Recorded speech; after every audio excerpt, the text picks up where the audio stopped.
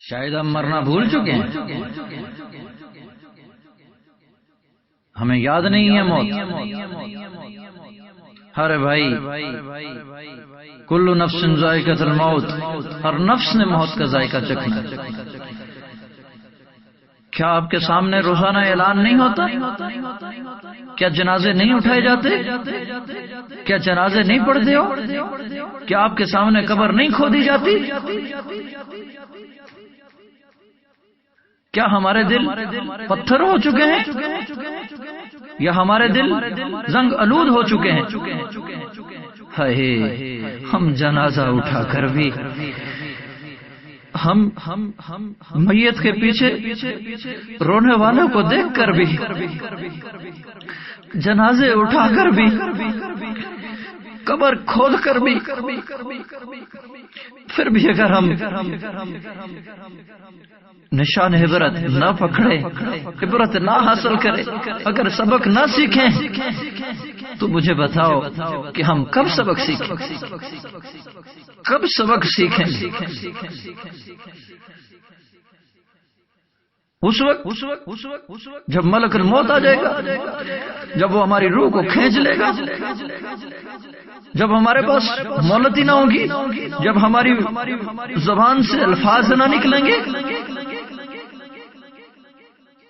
جب ہمیں لوگ غسل دے رہے ہوں گے، جب لوگ ہمیں کندھوں پہ اٹھا کے قبر کے پاتال میں اتار دیں گے، ہم تب سوچیں گے۔ جب قبر کے اندر رکھ کے اوپر منو مٹی ڈال دی جائے گی، ہم تب سوچیں گے۔ میرے دوست، یہ دنیا دھوکے کی جگہ، یہ دنیا دھوکے کی جگہ ہے، یہ ہمیشہ رہنے کی جگہ نہیں۔ اگر ہم یہاں تیاری کر لیں گے، اگر یہاں اللہ سے صلح کر لیں گے، تو آگے کے منازل بڑے آسان ہو جائیں گے۔ اور قبر بڑی سخت جگہ ہے، بڑی سخت جگہ ہے۔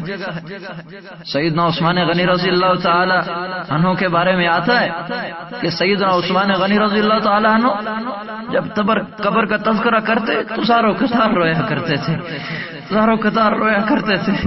کسی نے پوچھا کہ آپ جہنم کے تذکرے پہ اتنا نہیں روتے، آپ جہنم کی ہولناکیوں کے تذکرے پہ اتنا نہیں روتے، لیکن جب قبر کا تذکرہ آتا ہے تو آپ بہت روتے۔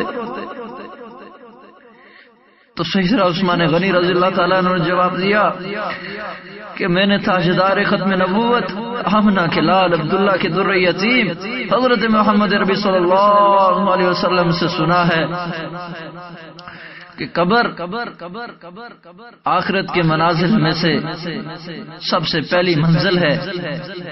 اگر اس کو بآسانی پار کر لیا تو آگے والی منازل بھی آسانی سے پار ہو جائیں گی، اور اگر پہلی گھاٹی میں ہی گر گئے، اور اگر پہلی گھاٹی میں ہی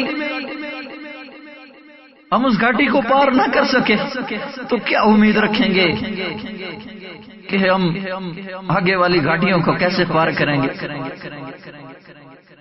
قبر میں جب منکر نکیر سوال کریں گے، مر ربک، تمہارا رب کون ہے، کیا جواب دیں گے؟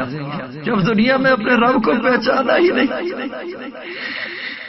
جب دنیا میں ہم نے اپنے رب سے صلح ہی نہیں کی، جب دنیا میں ہم نے اپنے رب سے بغاوت کی زندگی گزار دی، ہم جب ساری زندگی رب سے بغاوت کر کے اللہ کے حکم کو توڑتے دن دہاڑے،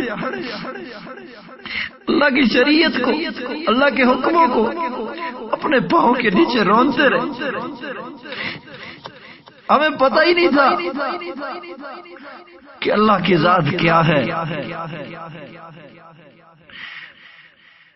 ہم نے سوچا ہی نہیں کہ ہمیں پالنے والا کون ہے، ہمیں کھلانے والا کون ہے، ہمیں پیدا کرنے والا کون ہے، ہمیں رزق دینے والا کون ہے، ہمیں سلانے والا کون ہے، ہمیں اتنی نعمتیں دینے والا کون ہے، ہم سے محبت کرنے والا کون ہے۔ ہم نے جب اپنے اللہ کو پہچانا ہی نہیں تو ہم قبر میں کیا خاک جواب دیں گے؟ جب دنیا میں اللہ سے تعلق ہی نہیں تھا، جب دنیا میں اللہ رب العزت کے ساتھ ہمارا تعلق ہی نہیں تھا، دوستی ہی نہیں تھی، یارانہ ہی نہیں تھی، ہم نے اللہ کو یاد ہی نہیں کیا، ہم نے محسوس ہی نہیں کیا، تو اس وقت ہم کیا کہیں گے فرشتوں کہ ہمارا رب کون ہے؟ وہ تو جس نے رب کو پہچانا، جس نے اس فانی دنیا کو ترک کیا اور اپنے اللہ کے سامنے جھکا رہا، اللہ کی شریعت، اللہ کے احکام کے سامنے جھکا رہا، اس کے اوپر عمل پیرا ہوتا رہا، وہ تو کہہ دے گا کہ میرا رب اللہ ہے، وہ کامیاب ہو جائے گا۔ پھر دوسرا سوال کہ تمہارا دین کیا ہے؟ جس نے ساری زندگی اسلام کو ضروری ہی نہیں سمجھا، جو روشن خیالی کی زندگی گزارتا رہا، اور تعجب ان لوگوں پر، ایک شخص غافل ہے، پیسے پہ مست ہے، اس کے پاس گاڑی ہے وہ مست ہے، مال و دولت ہے وہ اس پہ مست ہے، سمجھ آتی ہے، لیکن ایک غریب میری طرح ناتواں اور میری طرح ہی اللہ سے دور، اللہ کے دین سے دور، یہ خطرے والی بات ہے بھائی، خطرے والی بات ہے۔ اور پھر تیسرا سوال ہوگا، ہائے ہائے، کہ کیا تم محمد رسول اللہ صلی اللہ علیہ وسلم کو جانتے ہو؟ تو جس نے اپنے آقا کی زندگی کے مطابق اپنی زندگی کو ڈھالا، شریعت کے مطابق زندگی گزاری، سنت کے مطابق زندگی گزاری، ایک ایک قدم پھونک کے رکھا، وہ تو کہے گا میرے آقا محمد رسول اللہ ہیں۔ حضرت رابعہ بصری رحمہ اللہ علیہ کے بارے میں آتا ہے کہ رابعہ بصری جب قبر میں پہنچی تو ملائکہ آگے پوچھا من ربو کا، کہا ہے کہاں سے آئے ہو؟ ہے رابعہ بصری سوال کر رہی ہے فرشتوں سے کہاں سے آئے ہو، منکر نکیر سے سوال کر رہی ہے کہاں سے آئے ہو، جواب ملتا ہے آسمان سے آئے ہیں۔ کہا آسمان سے زمین تک آئے ہو تو رب کو بھول گئے، پوچھ رہے ہو من ربو کا، رب کو بھول گئے، اور میں تو زمین سے چند انچ نیچے آئی ہوں، زمین سے چند انچ نیچے آئی ہوں، میں اپنے رب کو کیسے بھول سکتی، میں اپنے رب کو کیسے بھول سکتی۔ لکھتے ہیں کہ جب رابعہ بصری کا آخری وقت تھا اور کلمے کی تلقین کی گئی، کہا ہے مجھے سکھاتے ہو، اس نے اپنی ساری زندگی رب کے حکموں پہ قربان کر دی، اپنی ساری نفسانی خواہشات اللہ کے دین پہ قربان کر دی، تم اس کو سکھا رہے ہو، تم اس کو سکھا رہے ہو۔ وہ لوگ تو کامیاب ہو گئے، لیکن ہمارے لیے ایک سبق چھوڑ کر گئے، ہمارے لیے ایک سبق چھوڑ کر گئے کہ ہم اپنے اللہ کو کیسے راضی کریں، ہم کیسے اپنے اللہ سے صلح کر لیں، ہم کیسے اپنے اللہ کو راضی کر لیں۔ تو دوستو یہ دنیا فانی ہے، اس دنیا کو ہم نے ایک دن چھوڑنا ہے۔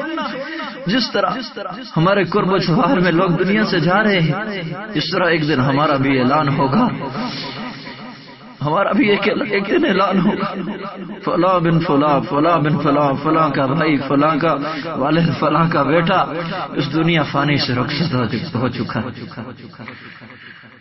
ہائے ہائے، ارے بھائی یہ دنیا فانی ہے، یہاں ہمیشہ نہیں رہنا، یہاں ہمیشہ نہیں رہنا، اس کو چھوڑنا ہے۔ ارے بھائی آخرت کی تیاری کر لو، اپنے اللہ سے صلح کر لو، اپنے اللہ کو راضی کر لو۔ حضرت بہلول رحمہ اللہ علیہ کا ایک واقعہ آتا ہے، حضرت بہلول رحمہ اللہ علیہ قبرستان میں بیٹھے ہیں، کسی نے پوچھا بہلول کیا کر رہے ہو؟ حضرت بہلول رحمہ اللہ علیہ بڑے دانا گزرے ہیں، کہا